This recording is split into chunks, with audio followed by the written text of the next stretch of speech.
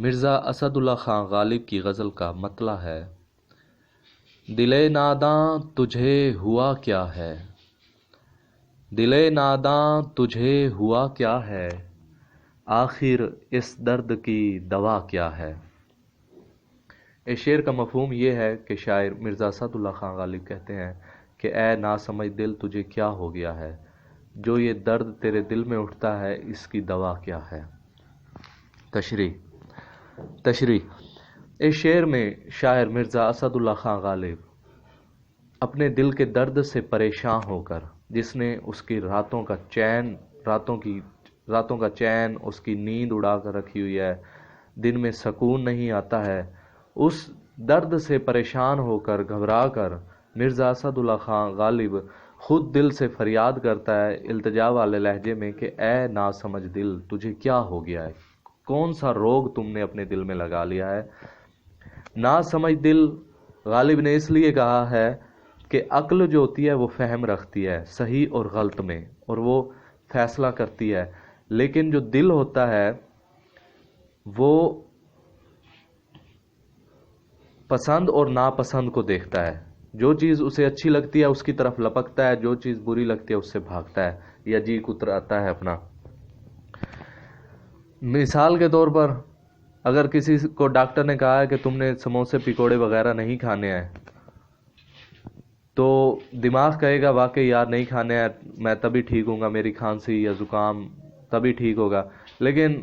جب وہ شخص سموسے یا پکوڑوں کو دیکھتا ہے یا ان کا نام سنتا ہے تو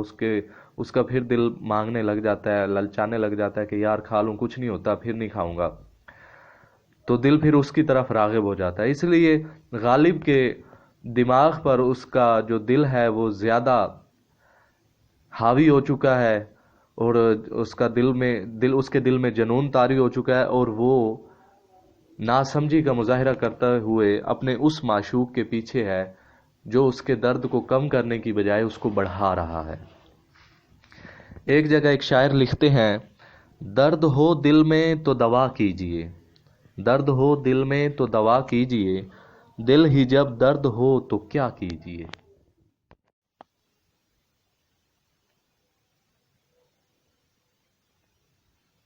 ہم ہیں مشتاق اور وہ بیزار،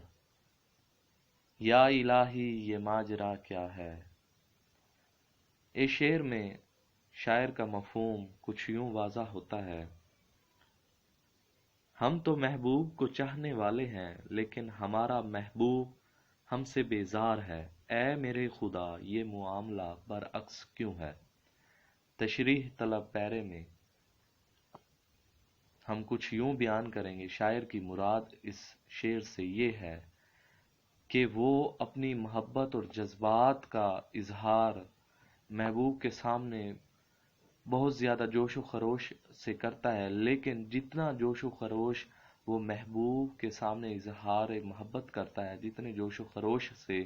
محبوب کے سامنے وہ اظہار محبت کرتا ہے، اتنی ہی وہ بے پرواہی کا مظاہرہ کرتا ہے اور اس سے بیزار دکھائی دیتا ہے۔ شاعر اس معاملے کو سمجھنے سے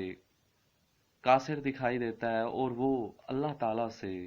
سوال کرتا ہے کہ اے اللہ تعالیٰ، اس کی وجہ کیا ہو سکتی ہے، کیا اس کی وجہ ہے کہ وہ اس طرح مجھ سے رویہ کیوں اختیار کر رہا ہے۔ ایک جگہ شعر ہے، شاعر کچھ اس طرح سے لکھتا ہے: الفت کا مزہ تب ہے کہ ہوں وہ بھی بے قرار، الفت کا مزہ تب ہے کہ ہوں وہ بھی بے قرار، دونوں طرف ہو آگ برابر لگی ہوئی۔ تو لیکن غالب کے ساتھ ایسا کچھ معاملہ پیش نہیں آتا ہے، اور غالب اب بہت پریشان ہے۔ ابتدائے محبت میں وہ یہ رنگ دیکھ کر محبوب کی بے رخی جو اس کے مزاج کا حصہ ہے، اس نے مشکلات سے گھبرا کر آہوزاری اور فریاد کرنا شروع کر دی ہے کہ ہم تو دل و جان سے محبوب کو عزیز رکھتے ہیں، پھر اللہ ہی جانے کیوں ہم سے نفرت کرنا شروع کر دی ہے۔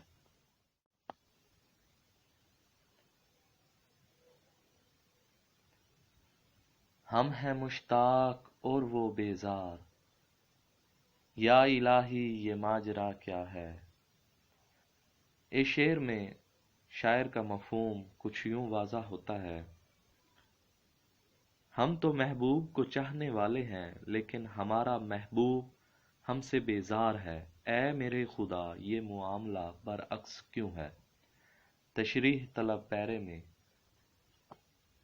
ہم کچھ یوں بیان کریں گے: شاعر کی مراد اس شعر سے یہ ہے کہ وہ اپنی محبت اور جذبات کا اظہار محبوب کے سامنے بہت زیادہ جوش و خروش سے کرتا ہے، لیکن جتنا جوش و خروش وہ محبوب کے سامنے اظہار محبت کرتا ہے، جتنے جوش و خروش سے محبوب کے سامنے وہ اظہار محبت کرتا ہے، اتنی ہی وہ بے پرواہی کا مظاہرہ کرتا ہے اور اس سے بیزار دکھائی دیتا ہے۔ شاعر اس معاملے کو سمجھنے سے قاصر دکھائی دیتا ہے اور وہ اللہ تعالیٰ سے سوال کرتا ہے کہ اے اللہ تعالیٰ، اس کی وجہ کیا ہو سکتی ہے؟ کیا اس کی وجہ ہے کہ وہ اس طرح مجھ سے رویہ کیوں اختیار کر رہا ہے؟ ایک جگہ شعر ہے، شاعر کچھ اس طرح سے لکھتا ہے: الفت کا مزہ تب ہے کہ ہوں وہ بھی بے قرار، الفت کا مزہ تب ہے کہ ہوں وہ بھی بے قرار، دونوں طرف ہو آگ برابر لگی ہوئی۔ تو لیکن غالب کے ساتھ ایسا کچھ معاملہ پیش نہیں آتا ہے، اور غالب اب بہت پریشان ہے۔ ابتدائے محبت میں وہ یہ رنگ دیکھ کر محبوب کی بے رخی جو اس کے مزاج کا حصہ ہے، اس نے مشکلات سے گھبرا کر آہوزاری اور فریاد کرنا شروع کر دی ہے کہ ہم تو دل و جان سے محبوب کو عزیز رکھتے ہیں، پھر اللہ ہی جانے کیوں ہم سے نفرت کرنا شروع کر دی ہے۔ میں بھی منہ میں زبان رکھتا ہوں، کاش پوچھو کہ مدعا کیا ہے۔ اس شعر کا مفہوم کچھ یوں ہے: کاش کہ میرا محبوب مجھ سے دل کی بات پوچھے،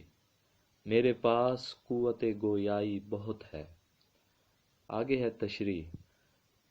تشریح میں ہم لکھیں گے: مرزا اسد اللہ خان غالب اس شعر میں یہ کہنا چاہتے ہیں کہ وہ اپنے جذبات کی وجہ سے محبوب سے کہنا تو بہت کچھ چاہتا ہے، لیکن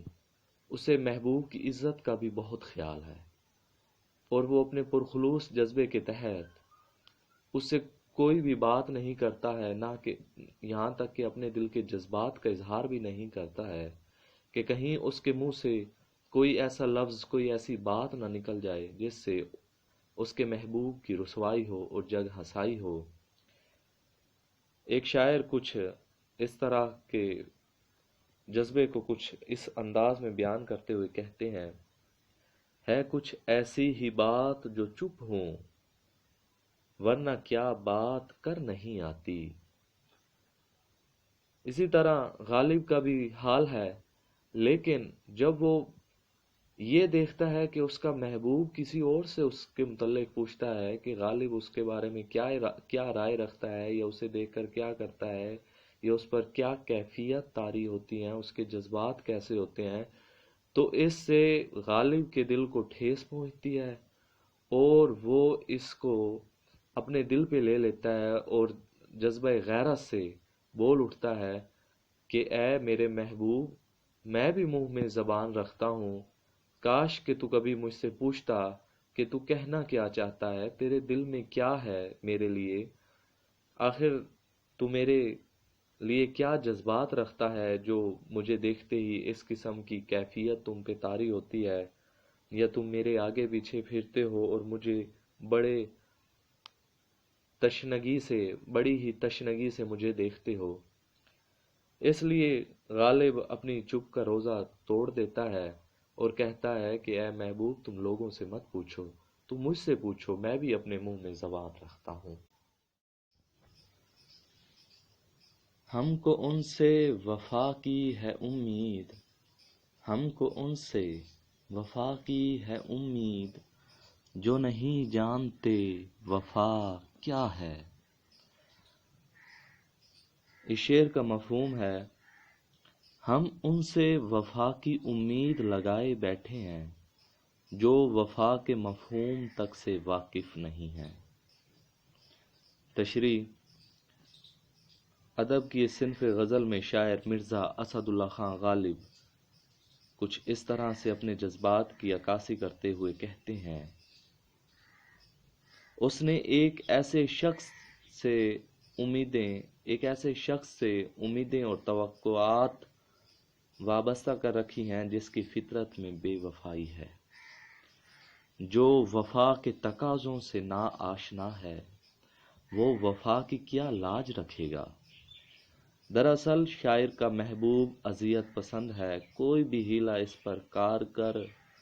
کارگر اور اثر انداز نہیں ہوتا۔ شاعر چاہتا ہے کہ کسی طرح محبوب اس کے دلی احساسات اور جذبات سے باخبر ہو اور غم کی داستان سنے، لیکن ایسا ممکن نظر نہیں آ رہا۔ ایک شاعر کہتے ہیں: تجھ سے پاس وفا ذرا نہ ہوا، تجھ سے پاس وفا ذرا نہ ہوا، ہم سے پھر بھی تیرا گلہ نہ ہوا۔ چونکہ جو دل دے بیٹھتے ہیں وہ مجبور ہوتے ہیں، اور جن پہ آ چکا ہوتا ہے وہ ناز و نخرے میں آ جاتے ہیں۔